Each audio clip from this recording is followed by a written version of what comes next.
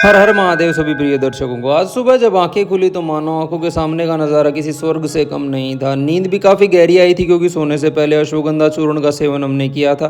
क्योंकि दोपहिया वाहन की सवारी दिखने में कितनी ही मनमोहक क्यों ना हो, शारीरिक थकावट की उत्पत्ति सबसे अधिक करती ही है। अब बारी आती है समशीतोष्ण अवस्था में थोड़ा जल ग्रहण करने की, जो कोई पाचन तंत्र को पूर्ण रूप से सक्रिय कर देता है। इसके बाद ग्रहण करते हैं 10 ग्राम शिलाजीत का और हम सीधा जा पहुंचते हैं गंगा मैया के किनारे, क्योंकि इस स्थान से दूर रह पाना हमारे लिए काफ़ी कठिन साबित हो रहा था।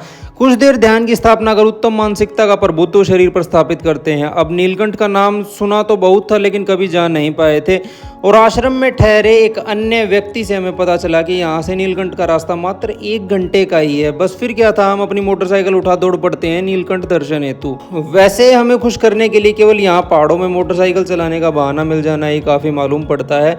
अब भोजन आदि कुछ ग्रहण किया नहीं था तो थोड़ा सा दूध यहाँ से लेकर पी लेते हैं, क्योंकि फिर सारा दिन कैसे बीत जाएगा पता भी नहीं चलेगा। अब कुछ देर की व्याकुलता भरी यात्रा के बाद हम आ पहुँचते हैं नीलकंठ।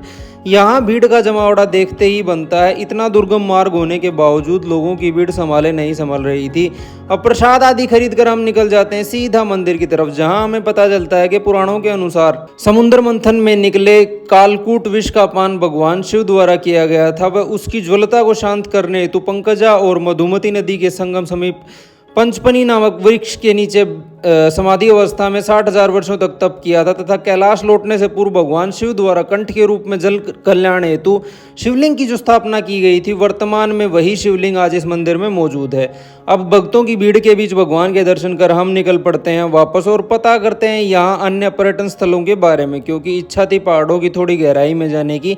यहाँ हमें पता चला कि माता पार्वती का मंदिर है और उसके अलावा एक झिलमिल गुफा भी है। दोनों ही एक रास्ते पर पड़ते थे, अतः हम मेन रास्ता छोड़कर निकल जाते हैं कच्चे रास्ते। अब माता पार्वती का मंदिर कुछ ऊंचाई पर स्थित होने के कारण मोटरसाइकिल वहां तक नहीं जा सकती थी, अतः उसे यहाँ द्वार पर ही छोड़कर हम निकल पड़ते हैं पैदल यात्रा पर मंदिर की तरफ। एक बहुत ही खूबसूरत वातावरण और मनमोहक दृश्य मानो यात्रा करने वाले यहाँ हम अकेले शख्स थे। पहले तो लगा शायद गलत रास्ते आ गए हैं, किंतु फिर कुछ देर की चढ़ाई के बाद कुछ दुकानें हमें दिखी तो मन में हौसला जागृत हुआ कि हम सही रास्ते पर हैं। अब यदि आप इस यात्रा पर आए हैं तो अपने साथ बुजुर्ग व बच्चों को लेकर न आए। चढ़ाई काफ़ी कठिन है, समस्या का सामना आपको करना पड़ सकता है। भव्य मंदिर के दर्शन प्राप्त कर हम वापस निकल जाते हैं झिलमिल गुफा की ओर, जो कि आज के दिन को यादगार बनाने में एक मुख्य भूमिका निभाने वाला था। रोड आदि तो मानो दूर दूर तक कहीं था ही नहीं, इतना ही नहीं दूर दूर तक कोई इंसान भी नहीं दिख रहा था, मानो पहाड़ों में बस एक सन्नाटा सा बिखरा हुआ हो। एक जगह जाकर रास्ता खत्म हो चला था। अब यहाँ मन बहलाने हेतु हम कुछ वीडियो बना लिए थे ताकि उनकी एक यादगार हमारे अंदर रह सके। तो अपने दोपहिया वाहन को हमें यहीं छोड़ना होगा। मार्ग काफ़ी कठिन है, रोड तो शायद कहीं है ही नहीं, और अभी भी शायद यहाँ लिखा हुआ था कि झिलमिल गुफा का रास्ता यहाँ से है। तो चलिए ज़रा खोज लेते हैं, अगर मिलता है तो हमारी किस्मत, वरना यहाँ है तो नहीं, कोई भी पर्यटक कोई नहीं आया हुआ है यहाँ पे। और कोशिश करें बच्चे या बुज़ुर्ग आपके साथ हो तो आप भी यहाँ न आएँ। आने लायक रास्ता नहीं है, गाड़ियाँ तो नहीं आ पाएंगी। मेरे पास तो दोपहिया वाहन था, इस वजह से शायद मैं थोड़ा ज़्यादा सफ़र कर पाया हूँ, और अभी तो शायद और थोड़ा सा पैदल मार्ग बाकी है। मैं आपको दिखा भी देता हूँ, ये देखिए, आप देख पा रहे होंगे शायद पूरा रास्ता इस प्रकार का है यहाँ। नीलकंठ में तो थोड़ी सी भीड़ ज़्यादा थी, पर माता पार्वती मंदिर में भीड़ नहीं थी बिल्कुल भी। और यहाँ वातावरण की शांति तो अत्यंत मनमोहक है ही, और शायद लग ऐसा रहा है कि मेरे सिवा यहाँ कोई है भी नहीं। यहाँ है एक बजरंगबली हनुमान जी का मंदिर है, उसके अलावा बैठने के स्थल बना रखे हैं इन्होंने। व्यवस्था यहाँ ज़्यादा नहीं है क्योंकि पर्यटक शायद ज़्यादा नहीं आ रहे हैं। इन दुकानों से अंदाज़ा लगाया जा सकता है कि पर्यटन यहाँ काफ़ी ज़्यादा भी रहा होगा कभी ना कभी, तो इसीलिए शायद विकास की कोशिश भी यहाँ की गई है, किंतु अभी हाल फिलहाल तो नहीं है। आगे का हमें खास पता है नहीं, और काफ़ी देर हो गई है चलते हुए।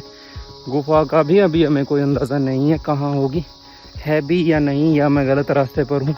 मैप ज़्यादा काम नहीं कर रहे हैं क्योंकि नेटवर्क का थोड़ा सा इशू यहाँ रहता है पहाड़ों में। चलिए आखिरकार इस इलाके में भी हमें एक दुकान मिल गई है। यहाँ इन्होंने बताया कि आगे बाबा गोरखनाथ का प्रसाद चढ़ता है, तो वो लेकर जाइए। चलिए, वो सबकी अपनी अपनी श्रद्धा है, किंतु कोई देखने को तो मिला, और इन्होंने मुझे बताया कि गुफा का रास्ता आगे से ही है। तो काफ़ी सुकून की बात है। चलो हम गलत रास्ते नहीं हैं, इतनी देर पैदल चल रहे थे। और ये लीजिए, आखिरकार कुछ लोग भी देखने को हमें मिल ही गए।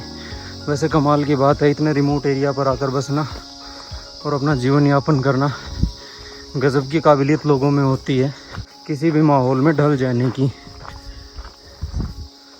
पुराणों में ऐसा वर्णन देखने को मिलता है कि बाबा गोरखनाथ ने इस गुफा में धूना स्थापित कर भगवान शिव की हजारों वर्ष तक तपस्या की थी। जलते हुए धूने के कारण गुफा काली पड़ चुकी है। इस जगह पर स्वयं भगवान शिव और बाबा गोरखनाथ ने एक साथ दीर्घ काल तक योग की चर्चा की थी। गुफा के द्वार में प्रवेश करते ही एक बाबा गोरखनाथ की मूर्ति स्थापित है, जिसके सामने धूना जलता रहता है और कोई ना कोई साधु संत वहाँ यज्ञ आदि करता रहता है। अब समय हो चला था आश्रम वापसी का। कुछ देर यहाँ शांति से बैठ स्थान की असीम सुंदरता को मन में समाने का प्रयत्न करते हैं और निकल पड़ते हैं वापस उन्हीं उबड़ खाबड़ रास्तों पर, ताकि जल्दी से वापस पहुंच सकें। वापस पहुंचते ही हमारा मन व्याकुल हो उठता है गंगा मैया में डुबकी लगाने को। तो जल्दी से सब तैयारी कर पहुंच जाते हैं गंगा मैया के किनारे और कुछ डुबकियां लगा थोड़ी देर यहीं ध्यान की स्थापना करते हैं। वह उत्तम मानसिकता का प्रभुत्व शरीर पर स्थापित करने का प्रयत्न करते हैं। पूरे दिन की थकान मानो इस समय छूमंतर हो चुकी थी और पूरा शरीर ऐसा मालूम पड़ रहा था कि शून्य हो गया हो। इस तरह एक बेहतरीन शाम को बिता वापस आ पहुंचते हैं अपने आश्रम और बैठकर प्राकृतिक सौंदर्य का आनंद लेते हुए एक सुहानी शाम को व्यतीत करते हैं और यही समाप्त करते हैं एक बहुत ही खट्टी मीठी यादों से भरे आज के दिन को। आप सभी को मेरी तरफ से रात की राम राम।